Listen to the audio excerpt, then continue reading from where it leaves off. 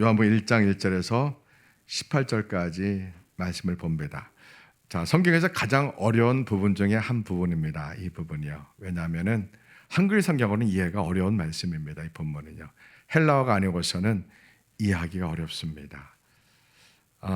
여기서 이제 제가 여러 번 여러분에게 말씀드렸지만 태초라는 것은 헬라어로 아르케입니다. 다 같이 아르케. 예, 또 말씀은 로고스입니다. 로고스. 예, 이것은 소크라테스, 플라톤, 아리스토텔레스 그들이 썼던 언어입니다. 그들이 썼던 철학적 단어들입니다. 굉장히 수준 높은 단어들이죠. 그리스 철학자들이 특히 탈레스 같은 자연주의 철학자들, 플라톤, 소크라테스, 아리스토텔레스 이런 철학자들이 그들이 아르케와 로고스를 그렇게 찾았습니다. 이 세상이 어떻게 시작되었을까? 그들의 질문입니다. 또 이 세상이 시작되었을 때 만물의 근원이 무엇일까라고 그들은 평생 이 철학적 질문을 갖고 살아갑니다. 여러분, 지혜로운 사람은 어떤 질문을 해야 됩니까? 내가 어떻게 존재할까? 생각해봤어요? 안 해봤어요? 내가 왜 존재하는가? 여러분, 거울을 보면서 여러분 얼굴 보면서 신기하지 않습니까? 내가 이게 존재하는 거예요. 여러분, 우리는 이러한 철학적 질문을 가지셔야 됩니다. 그래야지 우주 만물을 지으신 하나님을 생각할 수 있기 때문입니다. 아무 생각 없이 살면은 우리 이건사님이 개돼지랍니다. 제가 한 소리가 아니고 아무 생각 없이 살면은 안 됩니다. 등 따시고 배부르고 맛난 음식만 먹고 살면은 그거는 배부른 돼지가 되는 것보다 굶주린 소크라테스가 낫다는 그런 말이 있지 않습니까? 그런데 제 눈에는 굶주린 소크라테스보다 좋은 옷 입고 좋은 집에 살고 좋은 차 타고 다니고 좋은 음식 먹는 돼지가 되겠다는 사람이 이 땅에 훨씬 더 많은 것 같습니다. 네. 자, 그래서 그리스 철학자들은 그들의 철학적 질문이 뭐라고요? 만물이 어떻게 시작되었을까? 만물의 근원이 시작된 근원이 무엇일까? 이렇게 그들은 고뇌하고 평생 그 질문을 찾았습니다. 자, 정답을 찾았을까 못 찾았을까요? 못 찾았죠. 그들은 못 찾고 그들은 빛과 어둠으로 또 표현해 보기도 하고 빛과 어둠으로 이분법으로 표현한 건 대부분 헬라 철학입니다. 그리고 로고스 아르케는 헬라 철학의 가장 기본적인 중요한 질문입니다. 한글 성경은 이게 보여 안 보여요? 이게 안 보입니다. 한글 성경어는 백날 죽었다 깨달아도 이걸 못 깨닫습니다. 자, 요한복음은 그래서 만물의 이 로고스가 만물의 근원, 그러니까 1장 1절에 태초에 이 생을 시작될 때 예수님이 계시니라 이 뜻입니다. 만물의 근원은 누구라고요? 예수입니다. 그 뜻입니다. 자, 우리는 대강절 두 번째 주일입니다. 하나님의 아들이신 예수님, 독생자 예수님이 이 땅에 오시는 것을 오늘 요한복음 1장에서는 그리스 철학을 차용해서 우리에게 소개하고 있습니다. 한번 말씀 보겠습니다. 1장 1절에서 18절까지요. 요한복음 제1장. 태초에 말씀이 계시니라. 이 말씀이 하나님과 함께 계셨으니 이 말씀은 곧 하나님이시니라. 그가 태초에 하나님과 함께 계셨고 만물이 그로 말미암아 지은 바 되었으니 지은 것이 하나도 그가 없이는 된 것이 없느니라. 그 안에 생명이 있었으니 이 생명은 사람들의 빛이라. 빛이 어둠에 비치되 어둠이 깨닫지 못하더라. 하나님께로부터 보내심을 받은 사람이 있으니 그의 이름은 요한이라. 그가 증언하러 왔으니 곧 빛에 대하여 증언하고 모든 사람이 자기로 말미암아 믿게 하려 합니다. 그는 이 빛이 아니요 이 빛에 대하여 증언하러 온 자라. 참빛 곧 세상에 와서 각 사람에게 비추는 빛이 있었나니 그가 세상에 계셨으며 세상은 그로 말미암아 지은 바 되었을 때 세상이 그를 알지 못하였고 자기 땅에 오매 자기 백성이 영접하지 아니하였으나 영접하는 자 곧 그 이름을 믿는 자들에게는 하나님의 자녀가 되는 권세를 주셨으니 이는 혈통으로나 육정으로나 사람의 뜻으로 나지 아니하고 오직 하나님께로부터 난 자들입니다. 말씀이 육신이 되어 우리 가운데 거하시되 우리가 그의 영광을 보니 아버지의 독생자의 영광이요 은혜와 진리가 충만하더라. 요한이 그에 대하여 증언하여 외쳐 이르되 내가 전에 말하기를 내 뒤에 오시는 이가 나보다 앞선 것은 나보다 먼저 계심이라 한 것이 이 사람을 가리킴이라. 우리가 다 그의 충만한 데서 받으니 은혜 위에 은혜로다. 율법은 모세로 말미암아 주어진 것이요 은혜와 진리는 예수 그리스도로 말미암아 온 것이라. 본래 하나님을 본 사람이 없으되 아버지 품속에 있는 독생하신 하나님이 나타내셨느니라. 아멘. 다 같이 일어나서 세마 이스라엘, 세마 피알록에 찬양합니다. 하나님께 두 손을 들겠습니다. 세마 이스라엘, 세마 피올라교회, 아도나 엘로헤누, 아도나 에하 하루 샘케본 말코토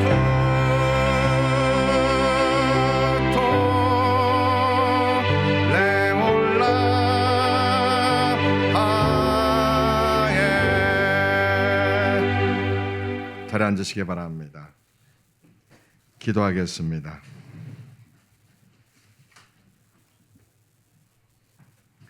예수님 사랑합니다. 우리는 너무나 악한 죄인들인데, 아니 죄인 중에 괴수인데 예수님이 고난받으려 십자가에 피 흘리사 그 피로 우리의 죄를 씻어주시니, 그리고 우리를 구원해 주셨고 영원한 생명을 주셨고 하나님의 자녀 삼아 주신 이 은혜를 찬양합니다. 감히 고개를 들 수 없는 죄인인데 예수님의 은혜와 그 예수님이 나의 왕, 나의 메시아, 나의 하나님을 믿음으로 말미암아 의롭다 하시고 구원 주시니 감사합니다. 이 시간 말씀을 잘 전할 수 있도록 성령님 도와주세요. 아볼로 목사처럼 설득력 있는 말과 감동과 예화로 사람의 마음을 움직이는 새치어로 하지 아니하고 오직 성령님의 나타나시는 능력으로 말씀을 전하게 하소서. 이 말씀이 성도들 귀에 들리게 하소서. 예수님이 우리에게 오시는 이 귀한 말씀 전하게 하소서. 예수님 이름으로 기도합니다. 아멘.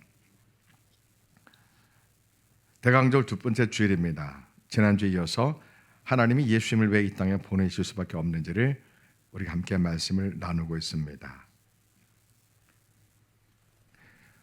흑암에 갇힌 세상에 빛으로 오신 예수님, 이런 제목으로 말씀을 나눕니다. 우리가 지난주에 사가랴 제사장, 참 훌륭한 제사장이었습니다. 많은 제사장이 있는데 하나님은 기득권 안에 있는, 종교적 기득권 안에 있는, 등 따시고 배부르고 정말 편안한 삶을 살고 있는 기득권 종교 제도권 안에 있는 사람 가운데 단 한 사람, 사가랴라는 사람을 택해서 세례 요한의 아버지로 하나님이 택하셨던 겁니다. 사가랴 부부는 아주 하나님 마음에 합한 의로운 사람들이었습니다. 여기서 우리가 생각해 보겠습니다. 왜 그 한 사람뿐이냐 이겁니다. 하나님께 늘 제사 드리는데, 하나님께 늘 예배하는데 어떻게 세례 요한의 아버지로 택함받은 사가랴 이 한 사람만 예수님 오시기를 준비하는 사람으로 택함받았나 이겁니다. 기득권, 종교적 기득권 제도권 안에 세운 말입니다. 이것이 우리가 깊이 생각할 부분입니다. 지금도 마찬가지라는 뜻입니다.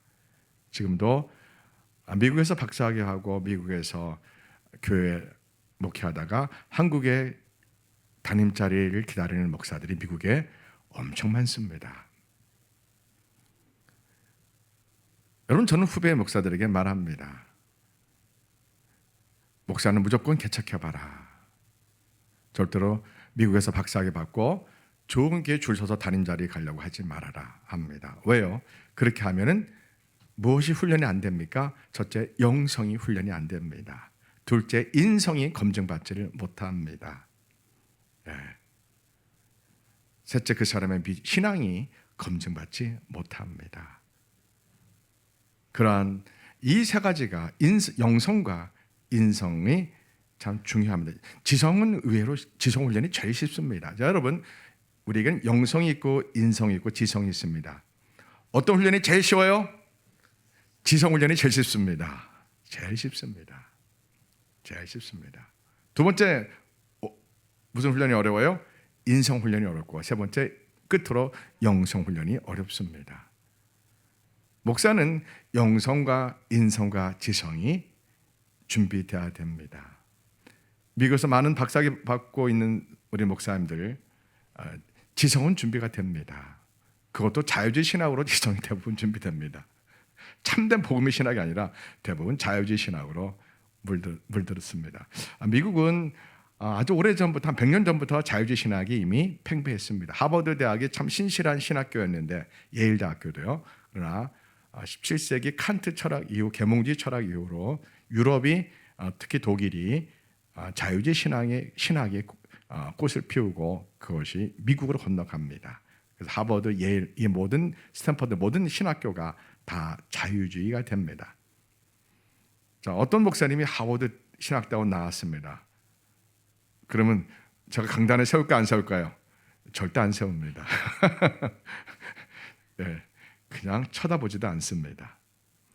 연세대학교 신학대학원 나왔으면 제가 쳐다볼까 안 쳐다볼까요? 쳐다보지도 않습니다. 이제 무슨 말인지 아시겠죠? 이제 성도들이 그 정도는 구별할 줄 알아야 됩니다. 이하여자도 신학대학원 나왔어요. 제가 쳐다볼까 안 쳐다볼까요? 쳐다보지도 않습니다. 사람 취급도 안 합니다. 좀 막말이지만, 좀 센 말이지만. 예. 자, 무슨 훈련이 안 돼서 그래? 대부분요, 영성과 인성 훈련이 안 돼서 그렇습니다. 요즘에 덕성여대에 일어난 사건은 무엇이 교육이 안 돼서 그래요? 인성 교육이 안 돼서 그렇습니다. 사람은 사람다운 인성 교육이 제일 중요합니다. 이거를 학교에서는 윤리 도덕이라는 과목으로 합니다. 그러나 오늘날에는 도덕과 윤리 교육이 제대로 되지 않습니다. 윤리와 도덕, 인성 교육이 안 된 사람들이 요즘에는 교사가 많습니다. 뿐만 아니라 정치인도 많습니다. 정치인들 대정부 질문할 때 보면은, 와, 저렇게 인성이 준비 안 된 사람이 머리가 좋아서 사법고시 패스해서 변호사 돼서 정치 인문에서 국회의원 된 거 보면은 대한민국이 참 마음이 아픕니다. 이 대한민국이 지금 무엇이 무너졌습니까? 인성 교육이 무너진 지 오래되었습니다. 우리가 어릴 때는 회초리 교육을 받았고 밥상머리 교육을 받았습니다. 그러나 지금은 아이들이 식탁에서 아버지의 권위와 아버지의 수저를 뜨기 전에 이미 아이들이 먼저, 자녀들이 수저를 뜨는 밥상머리 교육이 안 됩니다. 누가 문제입니까? 아버지가 문제예요? 어머니가 문제예요? 네, 어머니가 문제입니다. 어머니들이 교육이 안 돼서 아버지의 권위를 세우지 못합니다. 그냥 자녀 앞에서 아버지를 막 욕하면은 가정이 무너집니다. 그러니까 어머니의 교육이, 여성 교육이 참 중요합니다. 네, 참된 여성이 참된 자녀를 양육합니다. 참된 어머니가, 바른 어머니가 바른 자녀를 교육합니다. 인성교육은 가정에서 출발합니다. 그런데 어머니가 아버지의 잘못을 자녀들 앞에 막 말하면은, 그러면은 그 가정은 기초가 흔들립니다. 그래서 우리는 그러한 죄가 있다면 다 회개하시고, 이제부터는 절대 집에서, 가정에서 부정적인 소리를 해서도 안 되고, 남편의 흉을 봐서도 안 되고, 물론 어머니 흉을 봐서도 안 됩니다. 자녀의 흉을 보지 말고 자녀의 잘못을 혼내켜야 됩니다. 우리는 밥상머리 교육을 잃어버린과 동시에 나라의 근간이 흔들리지 않았나 생각합니다. 김대중 대통령이 역사 교육을 선택 과목으로 했습니다. 필수 교육이었습니다. 그러나 선택 과목을 한 이후 우리의 현대 교육, 우리 대한민국의 근대사, 현대사가 많이 왜곡되게끔 문을 열어준 것이 된 겁니다. 자, 우리는 지금 매우 중요한 시점에 있습니다. 대한민국이 매우 중요합니다. 자, 이 나라가 왜 이렇게 되었습니까?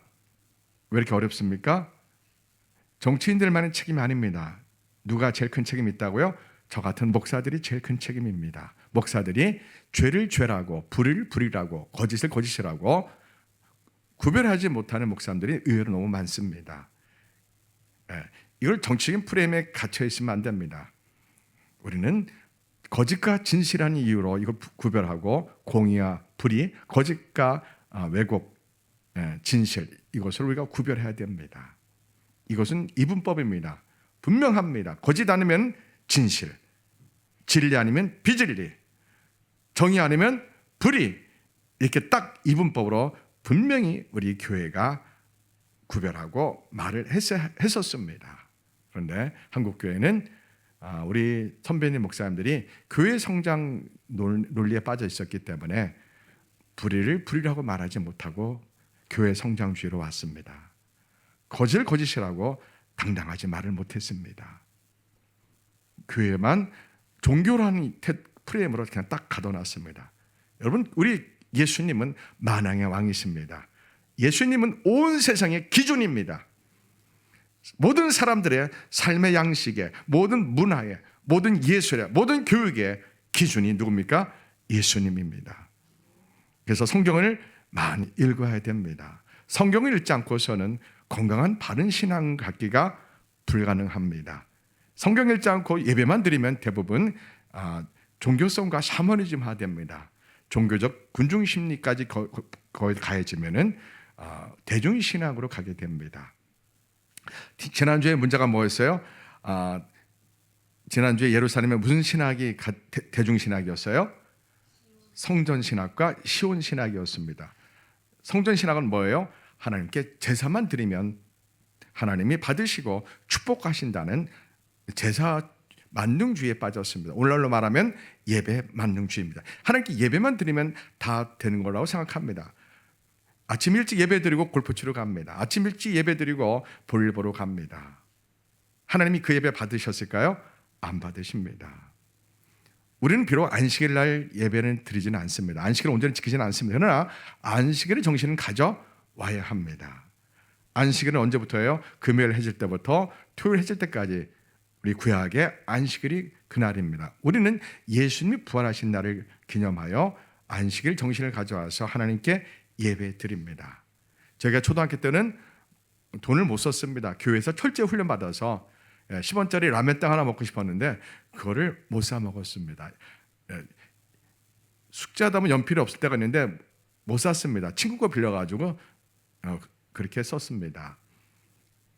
주일날 안식일처럼 저희가 그렇게 훈련 받았습니다. 저희가 고신측에서 얼마나 강하게 훈련 받았으면 태극기의 경례도 인사를 못 하겠습니다. 우상이라고요.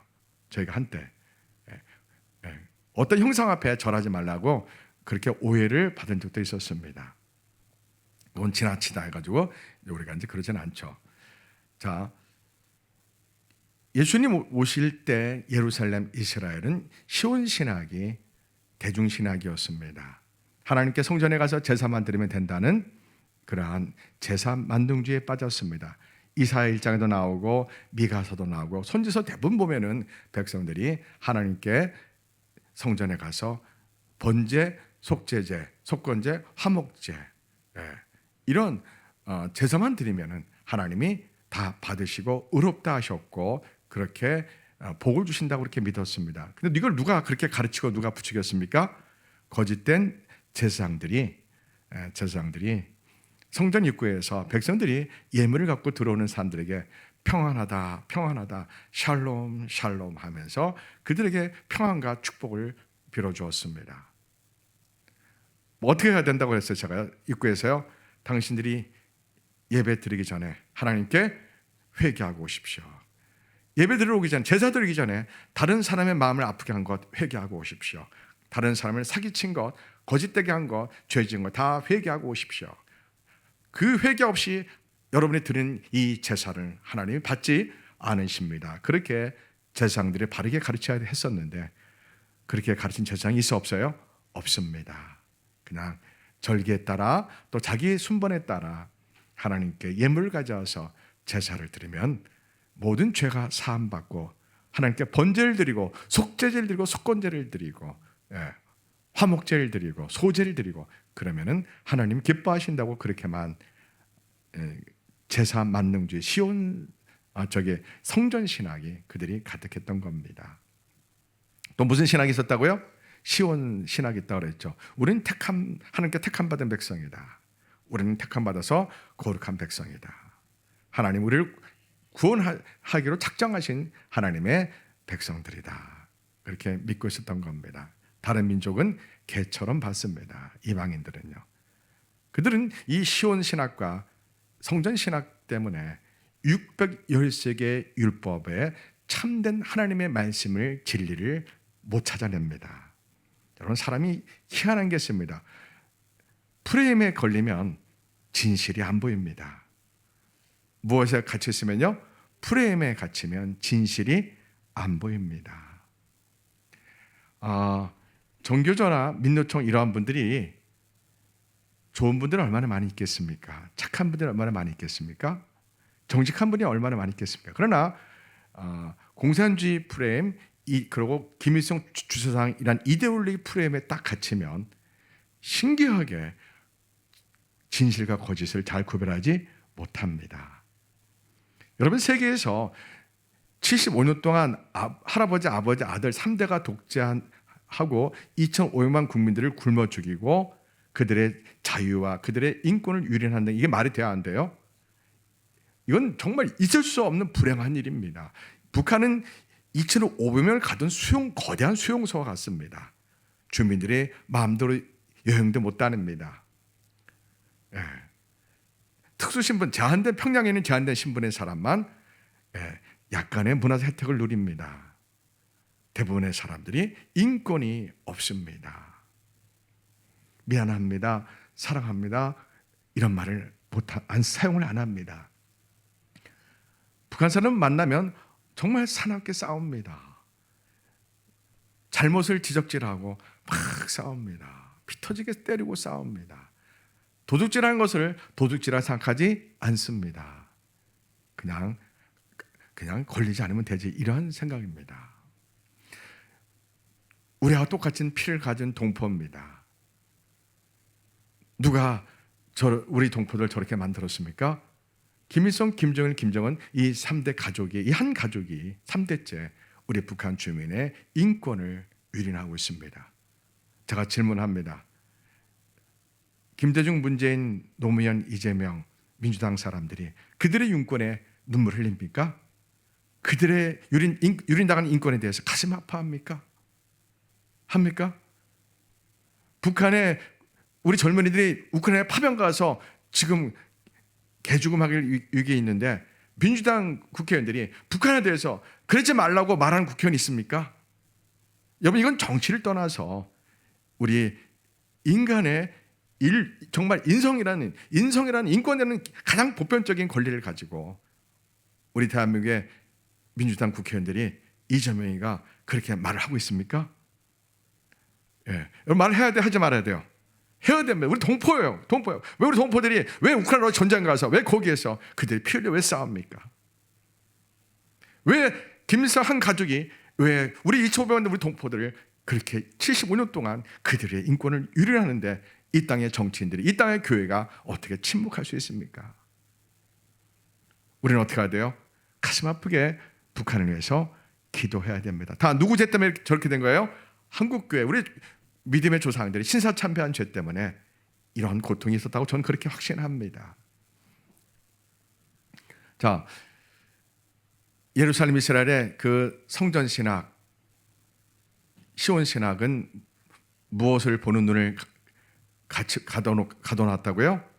600여 세기에 하나님 말씀을 바르게 읽어내는 눈을 가리웠습니다. 여러분, 자유주의 신학이라는 프레임에 갇히면 이 예수님의 말씀을 못 읽어냅니다.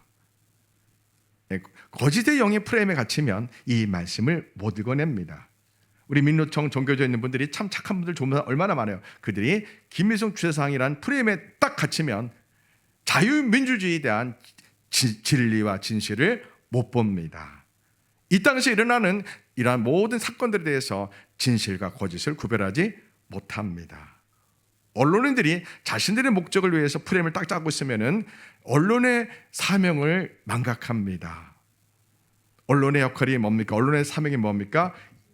이 사회에 부패하고 타락하고 그리고 힘없는 자들의 약함에 언론들이 그 사실을 온 세상에 알려서 거짓을 들춰내서 바르게 진실로 가게 하고, 불의를 들춰내서 공의롭게 가게 하고, 힘없는 자들의 착취당하는 것을 드러내게 해서 모든 사람이 공평하게 자신의 이익을 누릴 수 있도록, 그래서 이 땅에 참된 민주주의, 참된 공의와 진실과 이런 모든 것이 잘 세상에 나타날 수 있도록 하는 게 언론의 역할입니다. 사실을 보도하는 겁니다.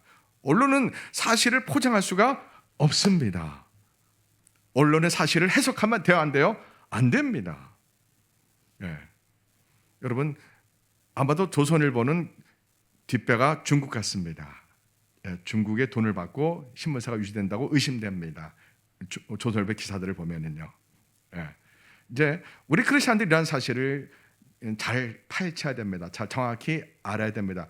자, 어떻게 우리가 이러한 이 땅의 언론들의, 정치인들의 속임을 어떻게 알 수 있습니까? 성령님이 오시면 영분별의 은사가 열립니다.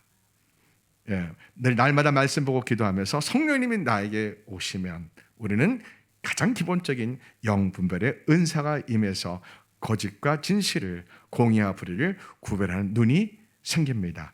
지성의 힘으로는 한계가 있습니다. 자신의 힘으로는 한계가 있습니다. 사람이 프레임에 갇히면 진실을 못 봅니다. 그래서 가장 불행한 직업은 앵커입니다.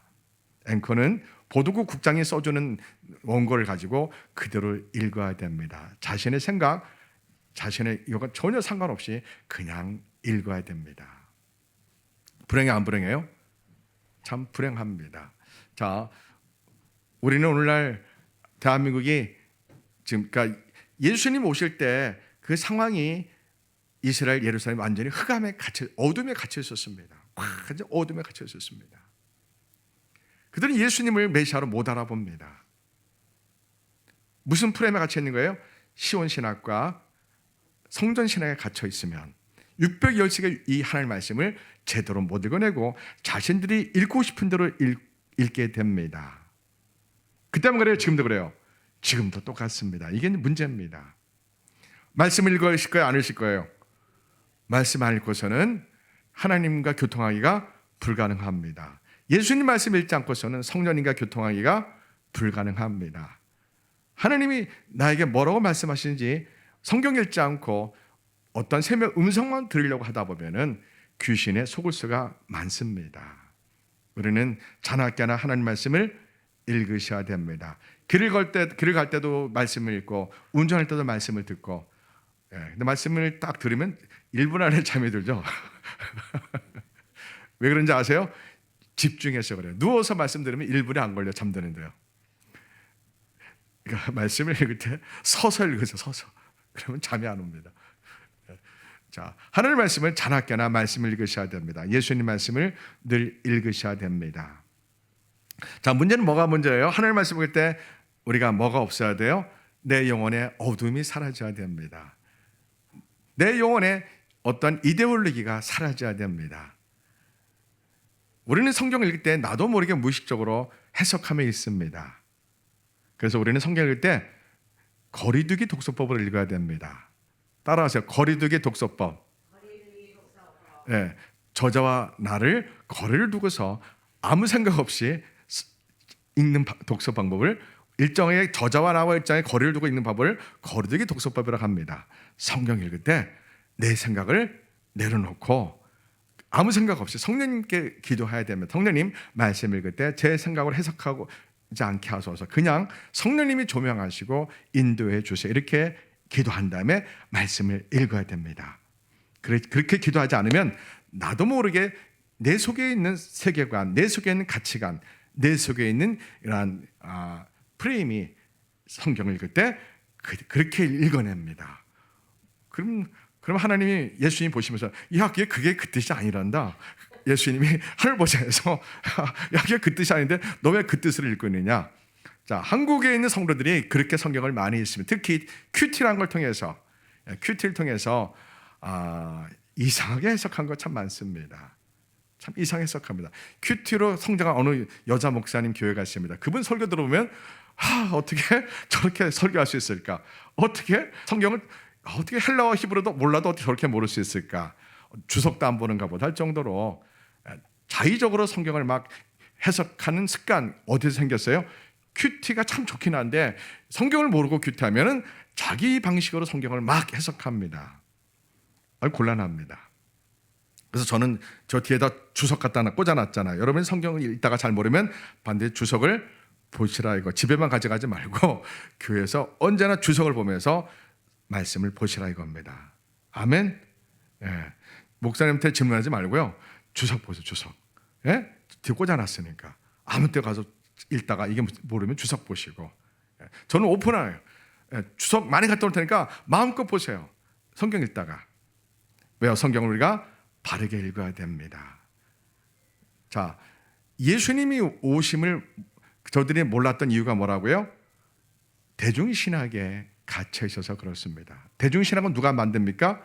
거짓된 종교 지도자가 만든 겁니다. 거짓된 종교 지도자, 다른 말로 하면 어떻게 이해될까요? 종교적 기득권 안에 있는 종교인을 말합니다. 종교 지도자를 말합니다. 등 따시고 배부른 종교 제도권 안에서 사역하는 목회자들을 말하는 겁니다. 그래서 제가 후배들에게 뭐라고 제가 말합니까? 목사가 되려면 무조건 개척하라. 어떻게 개척하라고요? 통장에 돈 한 푼 없이, 집도 없고 차도 없이, 자기를 도와주는 후원자 단 한 사람도 없이 그렇게 만들고 시작하라 이겁니다. 참 중요합니다. 자, 목사가 되려거든, 목회를 하려거든 반드시 뭐를 비워라? 재산을 다 정리해라. 다 가난 자 다 나눠줘라. 통장 다 비워라. 빈손을 먼저 빈손되게 하라. 후원자 한 명도 없게 해라. 집도 차도 없게 하라. 그 상태에서 교회를 개척하라 이겁니다. 이건 필수입니다. 이걸 반드시 해야 됩니다. 이걸 안 하면 인성이 점검이 안 되고 인성이 안 되고 영성은 말할 것도 없고 영성과 인성이 전혀 준비가 안 됩니다. 신학적 지성 갖고만 목회 못합니다. 설교만 갖고 목회 못합니다. 목회는 영적 싸움에서 성도들을 살려내는 겁니다. 예, 목사가 금식하면 눈물을 흘리며 한용을 해서 막 울고 매달려야 됩니다. 영적으로 목사가 해산의 고통을 겪어야 됩니다.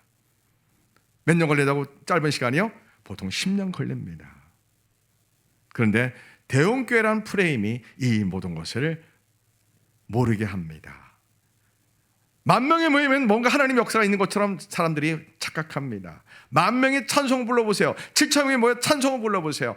거기다 4부까지 화음 넣어서 아주 멋들어지게 확 불러보세요. 그 공간이 화성으로 아름답게 꽉 차서 성령님이 오신 것처럼 착각합니다. 저는 그것을 종교적 군중심리라고 합니다. 무슨 심리라고요? 종교적 군중심리를 성령님의 역사와 혼동합니다. 대부분의 한국교회 성도들이요. 한국만 그러지 않았어요. 미국도 그랬습니다. 예배냐 쇼냐. 예? 토조 목사님이 그런 책을 썼다고 제가 말씀드렸잖아요. 제가 토조 목사님 예배냐 쇼냐 이 책 헌책방에 많이 갔다 올 테니까 많이 읽어보세요. 예. 그리고 우리는 청교도주의 책을 많이 읽어보셔야 됩니다.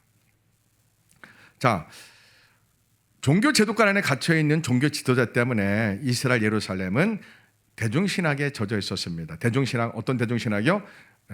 시온신학과 성전신학에 갇혀 있어서, 그러면은 성전신학, 시온신학 프레임에 갇혀 있으면 결국에는 600여 세기의 율법의 하나님 말씀을 그 귀한 내가 거룩하여도 거룩할지어다 내 이웃을 내 몸처럼 사랑하라, 이러한 하나님의 사랑이라는 이런 말씀이 율법 안에 가득 들어있는데 이런 것을 읽어내요? 못 읽어내요? 못 읽어냅니다. 하나님의 공의와 정의를 읽어내요? 못 읽어내요? 못 읽어냅니다. 자, 한국교회는 어떤 프레임에 갇혀 있습니까? 번영신학, 축복신학, 기복신학, 치유신학, 상담신학, 그리고 교회가 성장제일주의 이런 프레임에 갇혀 있습니다. 예. 제자훈련 참 말은 멋들어집니다. 그러나 제자가 나와 안 나와요? 안 나옵니다. 그렇게 제자가 나오면 예수님이 걱정 안 하시죠. 성령님이 걱정 안 하시죠. 성령님이 뭐라고 하셔요? 그래, 제자훈련 늘 잘해봐라. 성령님이 떠나가신 거예요. 회개 없이 예수님 말씀을 막 읽으면서 막 눈물 흘리는 회개 없이 참된 거듭남을 경험하기 어렵습니다. 신학적 교리적으로 누구나 거듭남을 다 경험합니다.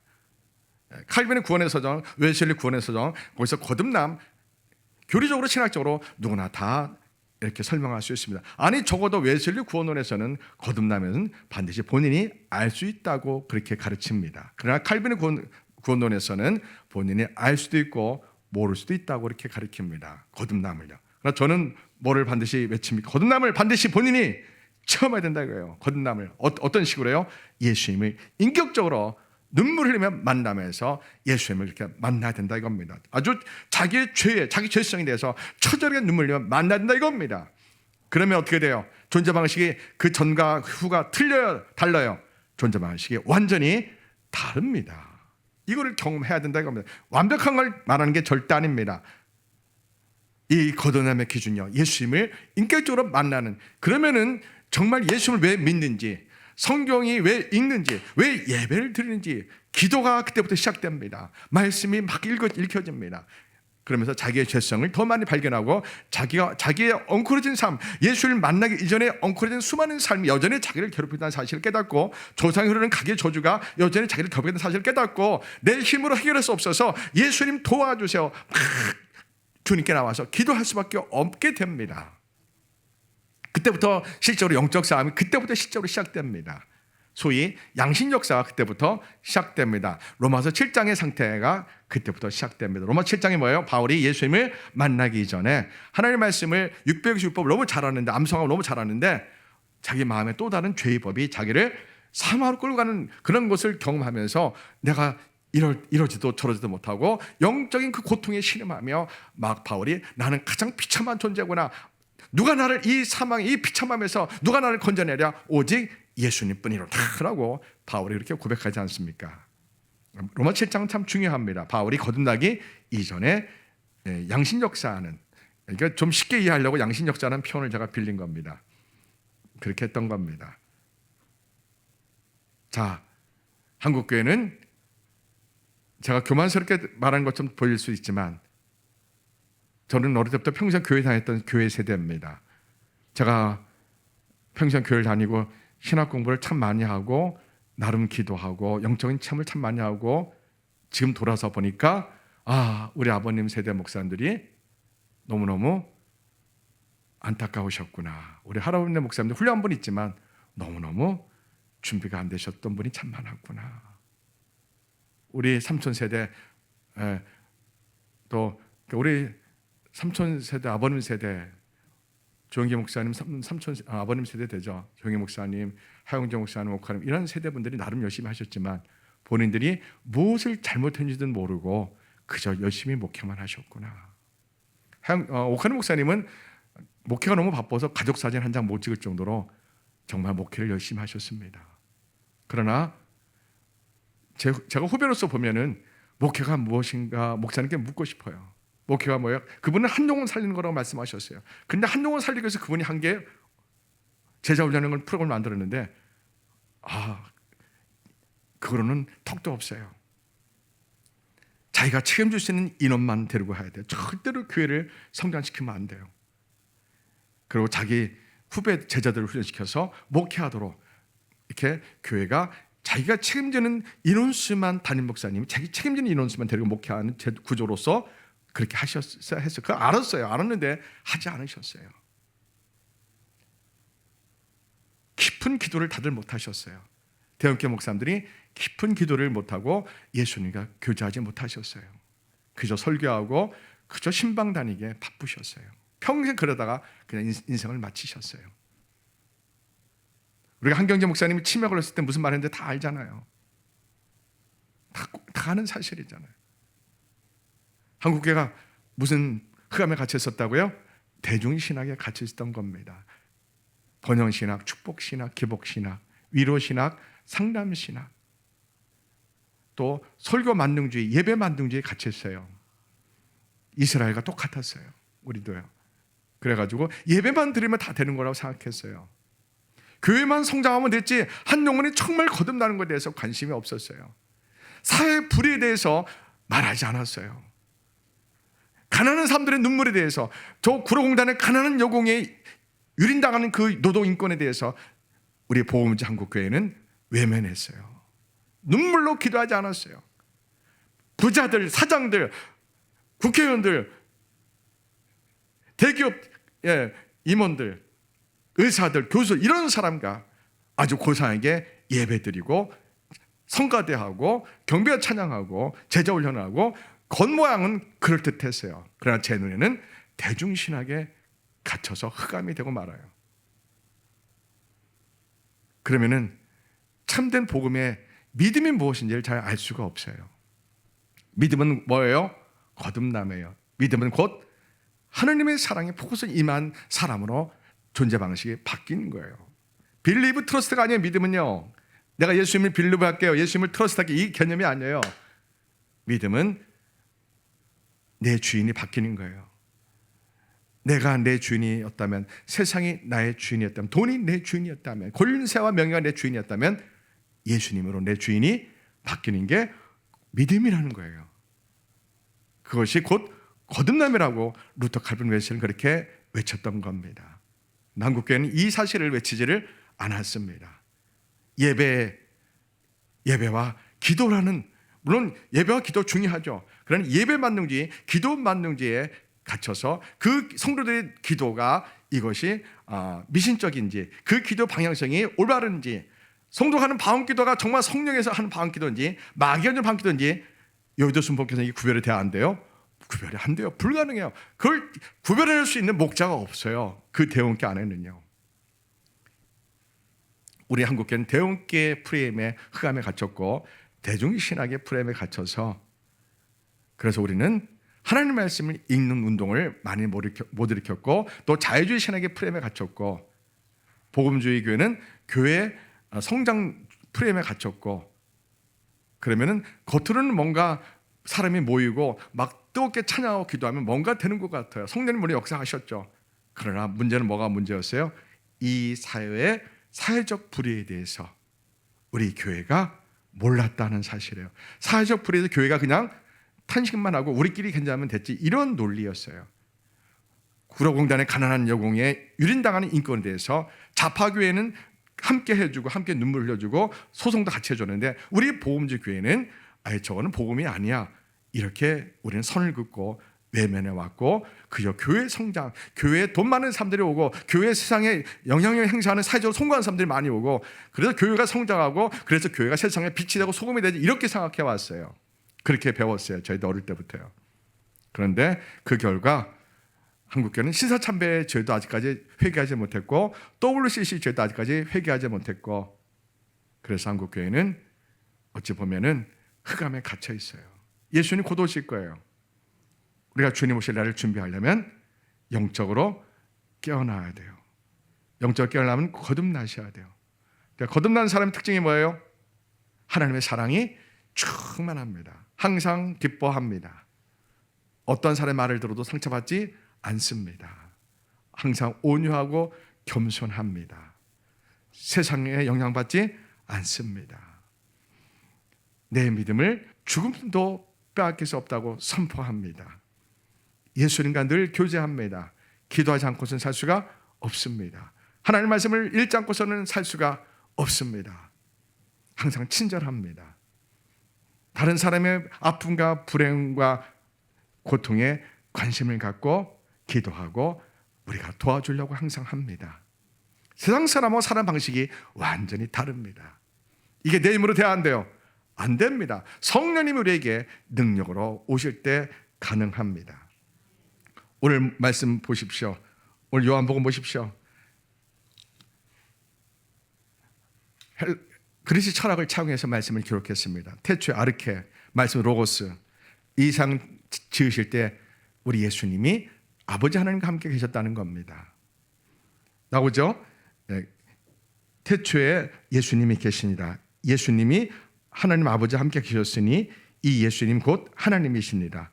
예수님이 태초에 하나님 아버지와 함께 계셨고, 이 세상 우주 만물이 예수님으로 말미암아 지은 바 되었으니 지은 것이 하나도 예수님 없이 된 것이 없느니라. 그 안에 생명이 있었으니 이 생명은 사람들의 빛이라. 빛이 어둠의 빛이 되 어둠에 깨닫지 못하더라. 이겁니다. 흑암에 갇혀 있으면은 빛을 흑암에서 빛을 비치면 얼마나 잘 보입니까? 근데 이 그 잘 보이는 빛을 흑암에 있는 사람들이 영원히 못 본다는 겁니다. 왜요? 시온 신학과 성전 신학에는 프레임에 가둬놓으면 예수님이 안 보입니다. 번영 신학, 치유 신학, 상담 신학, 위로 신학, 기복 신학의 프레임에 갇히면 예수님이 안 보입니다. 여기서 이건 알아야 됩니다. 자, 시온 신학과 성전 신학에 빠져 있는 이스라엘 예루살렘들이 하나님에 대해서 알아요, 몰라요? 알아요. 오늘 한국교회 예수님 너무 잘 알죠. 예수님을 은혜가 다 경험했죠. 그런데 이 대중신학 프레임에 갇히면, 또 세속주의라는 프레임에 갇히면 그 예수님과 관계가 끊어집니다.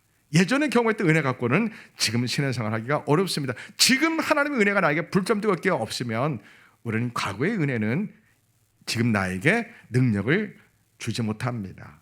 지금 예수님과 내가 연결되어 있어야 됩니다. 우리는 한국의 대중신학 프레임을 걷어내고 세속주의라는 이 프레임도 걷어내고 오직 예수님이에요.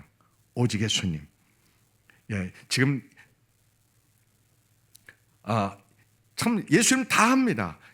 이 말씀 당시에도 하나님 너무 잘합니다. 그러나 메시아가 정작 오시는데 그 예수님을 못 알아보는 것처럼 오늘 이 땅에 대중신학으로 말미암아 흑암에 갇혀 있습니다. 또 세속주의 흑암에 갇혀 있습니다. 한국교회 대부분 세속화 됐습니다. 예.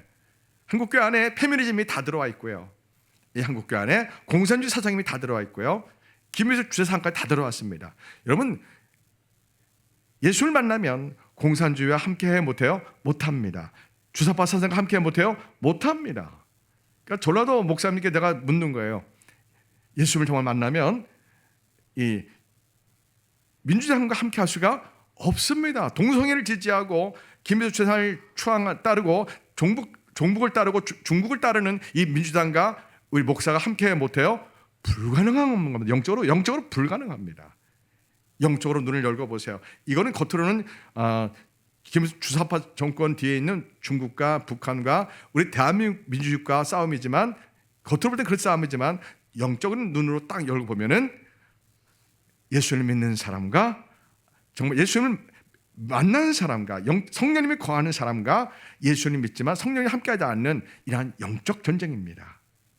이 눈 보면 특히 전라도 땅이 그렇습니다. 교회가 제일 많은 지역입니다.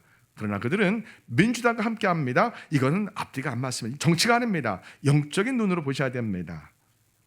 네. 전라도 목사님들 90%가 가짜입니다. 네. 민주당 함께한다? 이거는 그 정도 영성뿐이 안 돼요. 그 정도 영성 갖고 목회하면 안 돼요. 빨리 사표내야 됩니다. 이거는 거짓과 거짓의 영, 성령의 영의 문제입니다. 말로 아무리 성령 외치면 그거 다 의미 없습니다. 민주당, 진보당 이러한 주사파 운동권 그러한 동성애를 지지하고 북한을 지지하고 북한의 인권에 침묵하는 이러한 민주당과 함께하는 목사, 함께하는 교회는 흑암에 갇혀 있는 겁니다. 아멘. 제가 정치적으로 말하는 게 아닙니다. 우리는 뭘 말하는 거예요? 우리 한국교회가 그동안에 흑암에 갇혀 있어서, 복음주의 교회가 흑암에 갇혀 있어서 교회 성장 논리에 빠져서 이 사회적 불의에 대해서 기도하고 말하지 못했다는 겁니다. 하나님의 공의를 가르치지 못했다는 겁니다. 그리고 힘없는 약자에 대해서 한국교회가 함께 해주고 그들의 아픔과 그들의 슬픔과 그들의 연약함을 돌보지 못했고 그들의 억울함을 법정에서 한국교회가 도와주지를 못했습니다. 다 누가 했어요? 좌파 목사들이 했습니다. 예수님을 하나님으로 인정하지 않는 좌파, 해방신앙 공부한 좌파 목사들이 가난한 자들과 함께 울어주고 구로공단의 그 가난한 노동자들 인권을 대신 대변해주고 했습니다. 그렇게 세월이 지나고 보니까 대한민국이 지금 이렇게 시끄러운 거 된 겁니다. 다 누구 책임이라고요? 저 같은 복음주의 목사들 책임입니다. 다 대형교회 목사 책임이고요. 대형교회 책임이고요. 대형교회 장로 책임이고요. 다 소위 예수를 닮는다는 이 복음주의 교회가 이 교회 성장 논리, 예배 만능주의, 기도 만능주의 이 프레임에 다 갇혀서 기도하면 성령님이 오시고 성령님이 오시 영분별을 하고 영분별을 하면 거짓과 진실을 보고 불의를 보고 이거를 말하고 기도할 수밖에 없는데 이 모든 것이 한국교회가 어둠 속에 있었습니다. 자, 예수는 곧 오십니다. 하나님은 이 어둠 속에 흑암 속에 하나님의 아들을 보내셨습니다. 다시 또 하나님이 아들이 오십니다. 예수님이 다시 오실 때는 이 세상은 가장 끔찍한 흑암에 갇혀 있을 때 오십니다. 어떨 때 오신다고요? 가장 어두운 흑암에 갇혔을 때 예수님이 두 번째 오십니다. 그러니까 어떻게 해야 돼요? 우리가 주님 오실 날을 기다리기 위해서는 영적으로 깨어 있어야 됩니다. 근데 깨어 있기가 쉬워요? 어려워요? 어려워요. 왜 어려워요? 먹고 사는 게 힘들어요. 기도할 시간도 부족하고 말씀 볼 시간도 부족해요. 그러니까 어떻게 해야 돼요? 예수님 도와주세요. 말씀 볼 수 있는 시간을 주세요. 기도할 수 있는 시간을 주세요. 그래서 깨어나기 원합니다. 그리고 사랑을 베풀기 원합니다. 그렇게 우리가 기도하면서 깨어있으면서 예수님 오실 날 준비합시다. 나라를 위해서 기도합시다. 조국 대한민국을 사랑합시다. 아멘. 싸우지 마세요. 나가서 막 토론하고 싸우지 마시고요.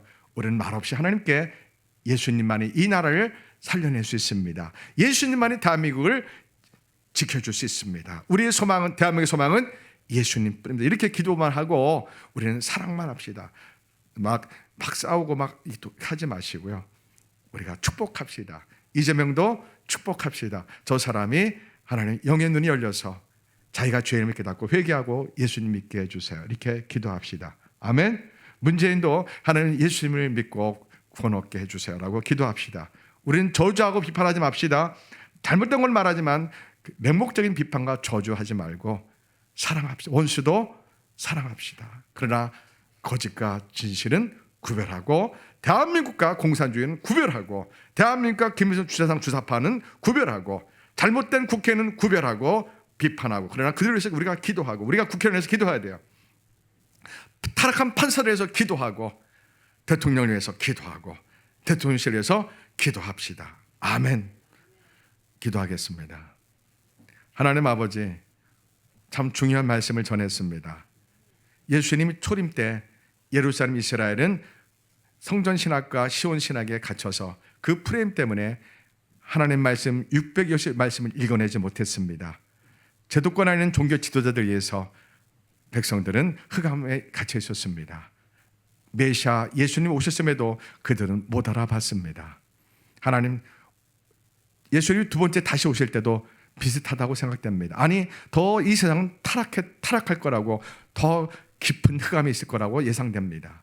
우리 별로교회가 그 흑암 속에서 빛이 되기 원합니다. 하나님, 사람들을 영혼을 깨어나게 하는 빛이 되고 소금이 되기 원합니다.